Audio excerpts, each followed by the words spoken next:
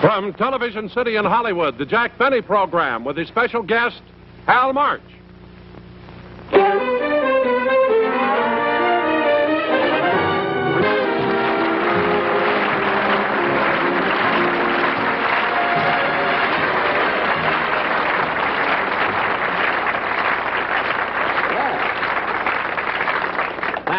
Thank you very, very much, and welcome to the Lucky Strike program. Well, ladies and gentlemen, since I was with you last, I have really been around. A couple of weeks ago, I went to New York, and I also appeared on the $64,000 question program. I won $64, and I quit. I didn't try to reach any plateau. See, I'm a comedian, not a mountain climber. But then it was exciting, I must say. It was just wonderful. And then I got back here to California just in time to play my violin at Marlon Brando's wedding. Lovely ceremony. I played Song of India. And then I switched to When Irish Eyes Are Smiling.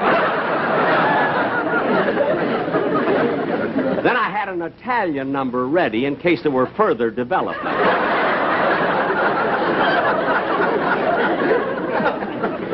Then I spent all last week rehearsing for my... Rehearsing... Oh, well, certainly. I'm sure there are 2 seats right down front. Wait a minute. Ladies, what's going on? Emma, he's talking to us. Jack Benny's actually talking to us. Yes, I haven't tingled like this since you put that brandy in my yogurt. Look, ladies, I appreciate the fact that you came to see my show. I'm flattered, but couldn't you have come a little bit earlier so you could get seated? Oh, we had seats, but they were way in the back, and Emma wanted to get closer to you. What did you tell him? Well, look, obviously there are no seats down in front, so go back. Well, that's a fine way to treat the president and secretary of the Jack Benny fan club. Come on, Clara. Hey, wait a minute. Look, girls, come here. Come here, just a minute. Come up here on the stage. I want to talk to you. Come up here. Well, Benny Fan Club. Are you the president and secretary of the Jack Benny Fan Club, huh? Pasadena chapter. And how many members? Oh, we have 2,000, but we may be thinning out, but like the buffalo, we're hanging on. And you have, you say you have 2,000 members. Huh? Yes, that's right. And we meet locally every week. Mm-hmm. But for the last few years, we've been holding our national conventions in Minnesota. Well, why in Minnesota? Oh, we tried other places, but we find we get a better turnout when we're close to the Mayo Clinic.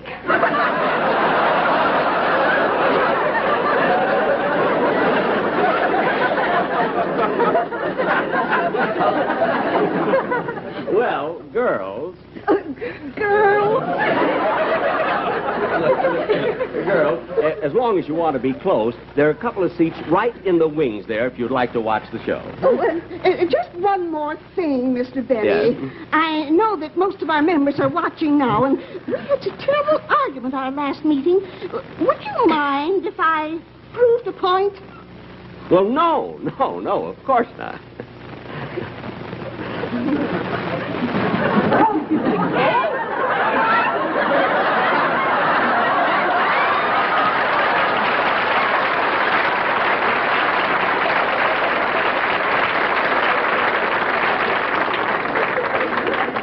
You see, girls, it's real. Goodbye, thank you. Goodbye, thank you. Thank you very, very much.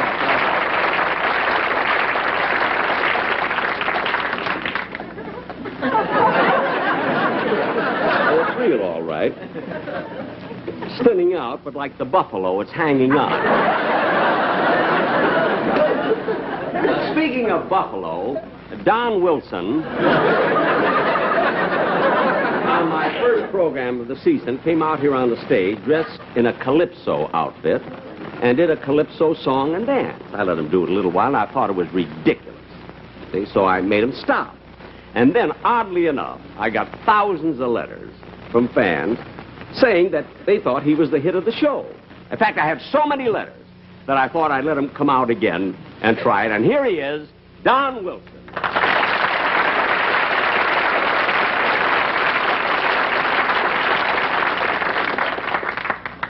Donzie, what about the calypso? What happened here? Well, Jack, you know, you were right. Really, it was a little ridiculous for someone like me to come out here and do a calypso number. And so tonight I'm going to do something a little more class. Class? Yes, I'm going to do Me and My Shadow. Oh, you mean the famous Ted Lewis number? Yeah, that's right, Jack. And then as much as I'm going to try to imitate Ted Lewis with all the little dance steps and everything, I'm going to need an assistant to be my shadow. Don, the only thing that I could think of that would be your shadow would be Mount Whitney. I'd get to see you do a soft shoe. Well, Jack, don't worry about it. It's all taken care of. I'm going to be assisted by my son, Harlow. Harlow? Come on out, son. Oh, for heaven's sake. Now, look. Harlow, say hello to Mr. Benny. Hello, Mr. Benny. Now, Don, you know how I feel about your son. I mean, I think he's a well-fed, well-bred boy. You know, every time you want him to help you out, he always louses things up. He can't even remember the commercial. Well, don't worry about it this time, Jack. All he's going to do is dance.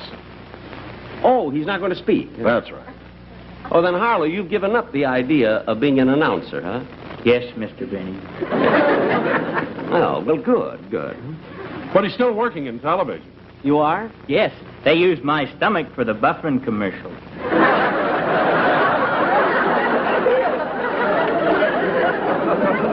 They use your stomach Yes, for... I had to go to the hospital and everything. Oh, they took x-rays, huh? No, they put in a window. Oh, I'm so glad you told me. I mean, on Christmas, I can send you curtains. It's always good to think of something, you know? Right? Size 44. I'll remember. Now, Jack, if you just step over there just a little bit, Harlow and I'd like to give our impersonation of Ted Lewis. Well, this I have to see you. All right, Malin? Me and my shadow strolling down the avenue.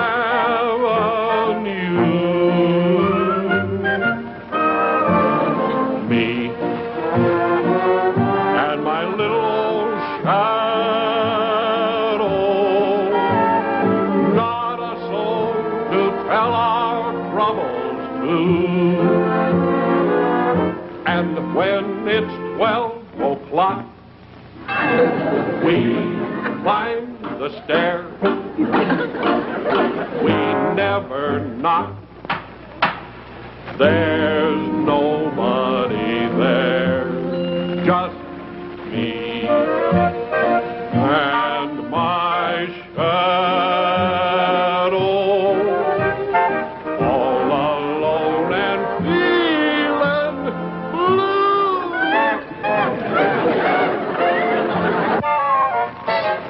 Yes, sir.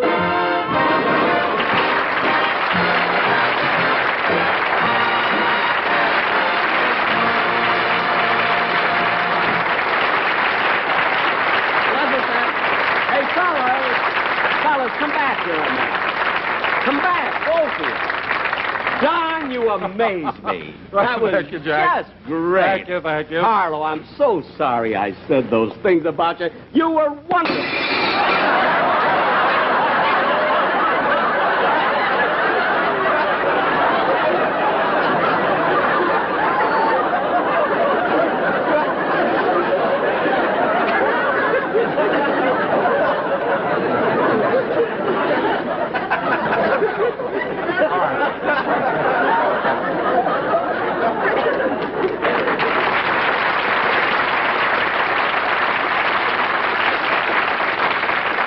Well, with the curtains that I'm going to send him, it won't show.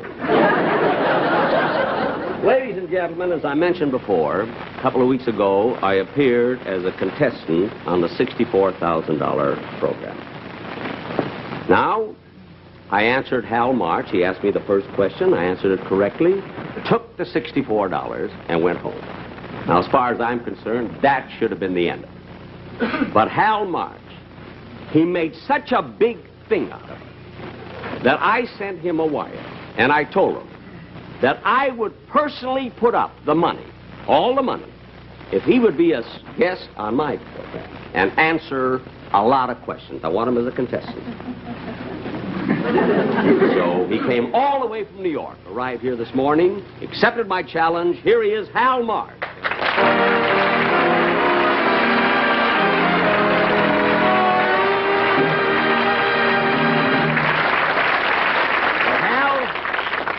Even though you did say a lot of terrible things about me, I mean, like my being cheap, stingy, a quitter, I still want to welcome you to the Lucky Strike Show. Well, thanks, Jack. It's very nice. But in fairness to myself, those things weren't just my opinion, you know. As a matter of fact, my sponsor was so angry that he told me to tell you could keep the $64. But please give back the free Revlon kit.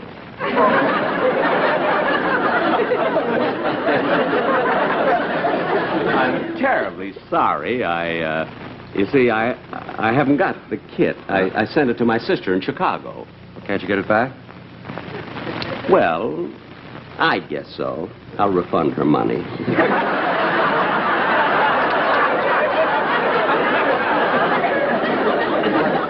That figures. But, Jack, even knowing your character, I still can't understand it. When you were on our show and had a chance to win all that money, why would you possibly stop at $64? Well, you can't understand. No. That's because all you do is ask the questions. That's why I wanted you here.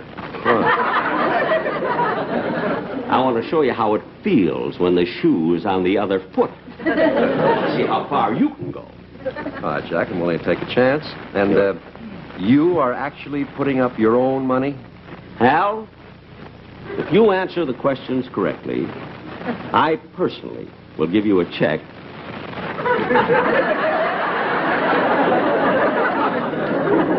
$64,000. He turned a little white, but he said it. Okay,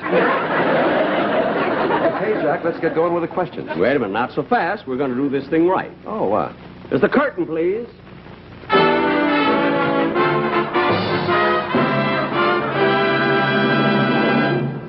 Now, Hal, I hope you appreciate what I'm doing for you. I'm not only giving you a chance to win a lot of money, but don't forget I furnished your transportation all the way from New York. Furnished is the right word, Jack. I came out here with 2 beds and a dining room set and the Beacon's moving van. Well, at least you got here. That's the important thing, you know. Here, yeah. Yes, sir. Well, shall we get on with the quiz? Let's go with the questions. Now, let's see. Your category will be Greek mythology. If I can interrupt, Jack, I don't know anything about Greek mythology, Jack. Now, your first question... Please, Jack. Oh, getting yellow already. I'm not getting yellow. I want to answer all the questions that you asked me, but at least show me the same courtesy that I show contestants in our show. Let me select my own category. Well, if you want to be technical about it, all right. Okay. There's the board right there. Oh, fine. Fine. Now, you can pick your own number. All right, let's see. I think that... I'll take number 6, Jack. All right, number 6. Greek mythology.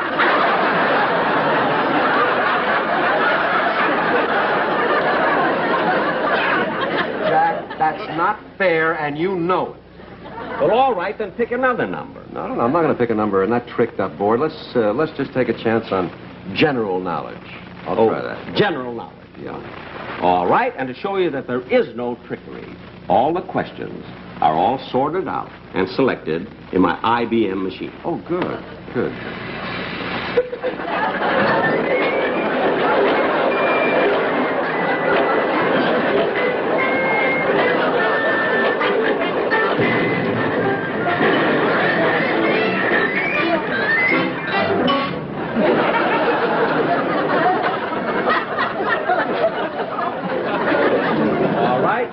General knowledge. Good. Okay. You ready? Yeah. Your category, this first question is on Greek mythology. Now, for $64, your question is, what is the name of the ancient Italian goddess of gardens and spring, identified by the Romans with Aphrodite as the goddess of love and beauty? Well, that's easy, Jack. That's Venus.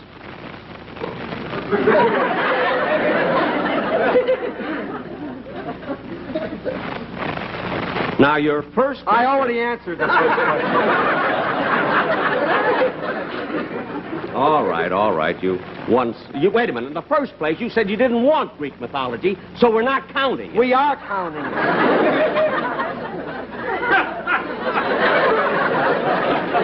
All right, you won $60. $64. 64. Now, would you care to go on for 128? Yes, I'd like to go ahead, Jack. All right, for the 128 question, we will go to the sealed envelope. Wait a minute. Wait just a minute. In our show, we don't go to the sealed envelopes till the $1,000 question. Look, you run your show, I'll run mine.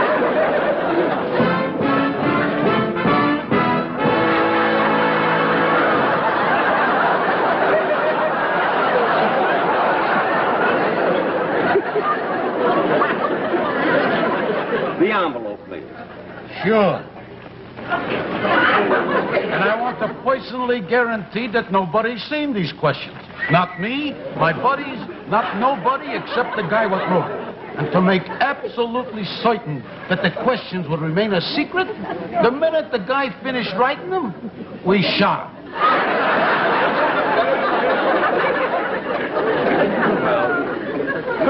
Good. All right. For $128. Are you ready? Yes, I'm ready, Jack.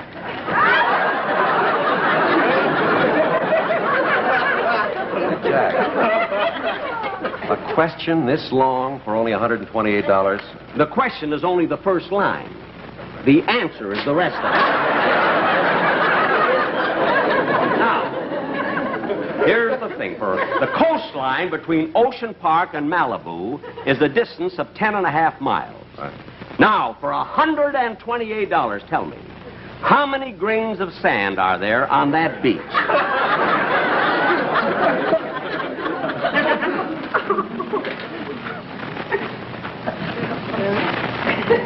High tide or low tide?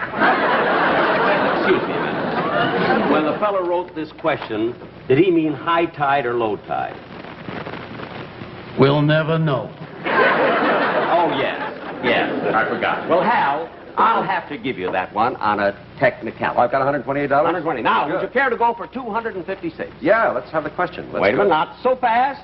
We'll have to put you in the isolation booth. Jack, an isolation booth for $256? That's right. Bring out the booth.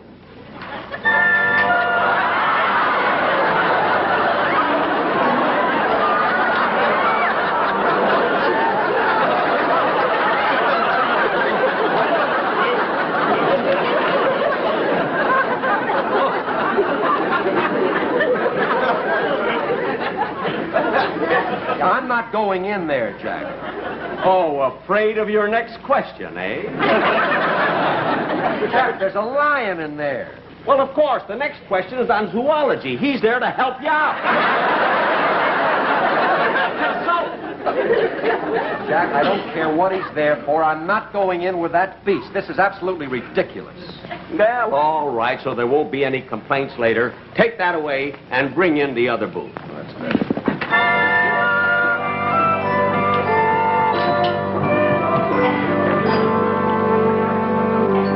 Will you please help Mr. March into the booth? May I have the question?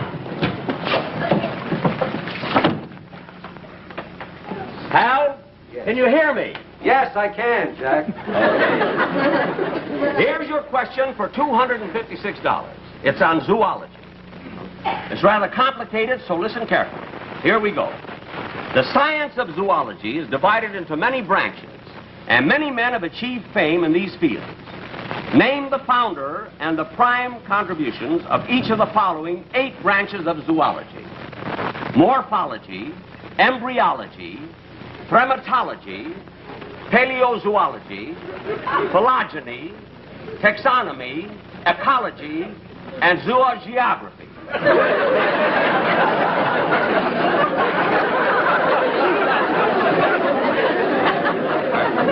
Can I get the lion back in here with me, Jack? It's too late. Now, Hal, this is a little difficult, so don't cheat yourself. Concentrate for the full time allotted you.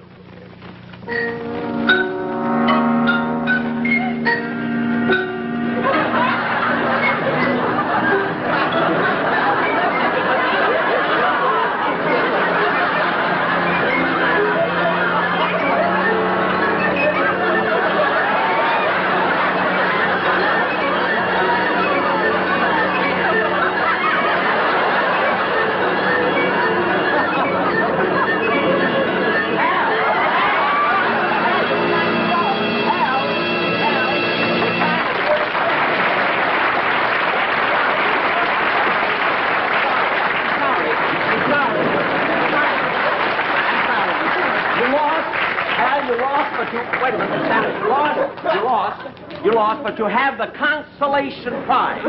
You reach the plateau. Here is your automobile.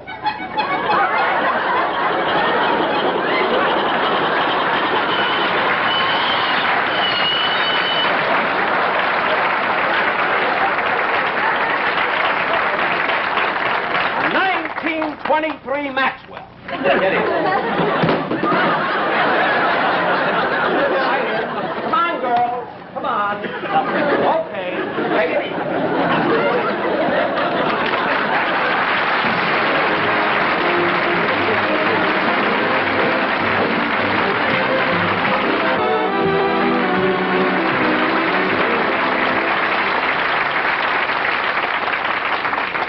I imagine you're wondering where we got that lion. You see? He escaped from the Mike Todd party. He didn't escape, he just left early. And now I'd like to bring out my guest again. He's a real good sport, Hal March.